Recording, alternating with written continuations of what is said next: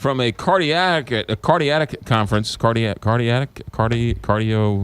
some type of heart conference in Orlando. I heard it was a wild scene down there. It was actually cooler than it is today down there. All right. St. Louis is a hotbed. St. Louis is a hotbed. All right. So Governor Nixon just signed legislation forcing every kid to do what? So the legislation, I think we're going to take the word force out of it and sort of give every kid the ability to know how to do CPR. And that might sound like a really simple thing, but as heart disease remains the leading killer of folks in Missouri, the majority of people who are dying right now of heart disease die before they ever reach the hospital. And so you're saying if somebody can get to them and perform CPR as they fall down, correct, their chance of living is greater. Their chance of living is markedly greater, not just greater, markedly greater. And so when somebody collapses, that potentially is what we would call a cardiac arrest. So they collapse and they no longer have a heart rhythm or heart function enough to supply blood to the brain and other organs. Right. And the only way to keep that person alive is to do three things. One is to activate our emergency medical personnel, so 911. Right. Two is to manually do that circulation, which is that hands-free CPR we've been teaching. Okay. So that's different from the former CPR where you did the mouth-to-mouth. What's the hands-free? Yeah, so everybody used to kind of balk at, well, I'm not giving this person mouth-to-mouth, and then HIV came around, and that pretty much put the seal on anything. So I'm not doing any of that because I don't want to put myself at risk. That was blowing air into the person's mouth and keeping the throat open and all that. All right, so hands-free CPR skips that part. So there's no mouth-to-mouth, there's no breaths. It's basically putting your lower part of your hand with the other hand on top of it and the person's bottom part of their sternum and just pushing up and down very fast, right? About 110 or 120 times a minute. So that's twice per second. And that will get many times that'll get the heart going. For a short period of time, that will circulate blood. Oh, okay. Which leads to the third thing. The third thing is to get somebody to get the closest AED or automatic external defibrillator and bring it to the scene. Now, an AED is a little box. I'm sure you have one here in the station. We do. We have one in the kitchen. It's a little box that has little pictures on it, and you basically put two patches on it, and you press a button, and most of them tell you what to do.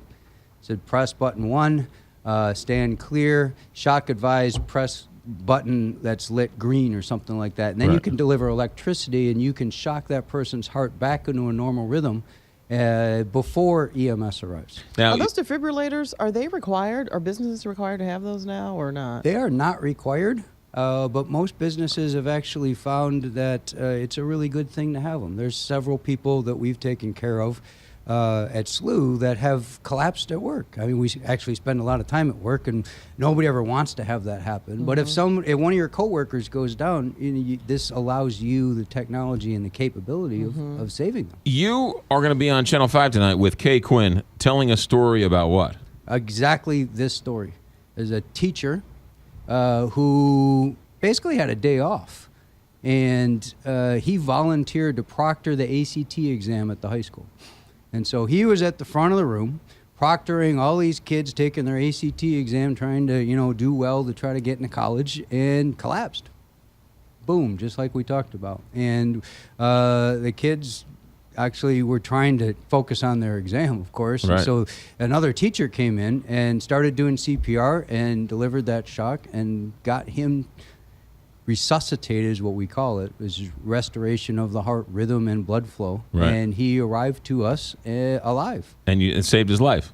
They saved his life. We just found out that he had several blockages in his heart, and there was a good reason for him collapsing, and help facilitate, hopefully, him living a much longer life. So the goal is to, God forbid somebody goes down, if you can just do a couple of these things, find that box or press on the heart to keep the blood flowing long enough to have the authorities or the officials to come and then take over. Right. So that's why we say in order. Number one, recognize and get somebody to call 911. Right. Mm-hmm. 2 is start doing CPR and get somebody who, and probably the order is the person who calls 911 then goes and gets the AED and comes back. Right. the person who recognizes it starts doing CPR right away. Yeah.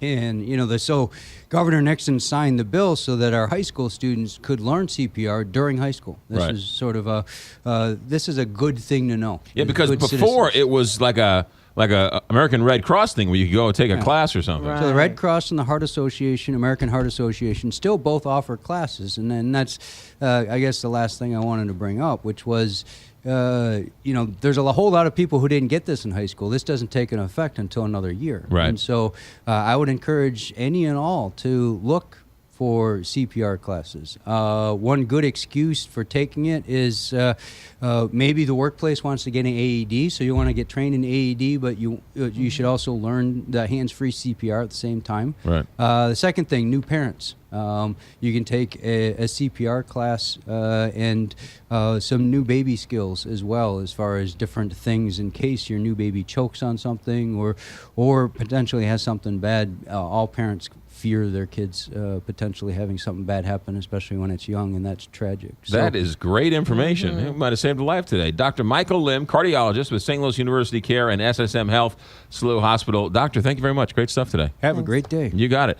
Great bow tie, by the way, too. Thank you. Classy. Classy. Not bad for a Michigan grad. This is the SLU Blue Billikens. 825, Big 550.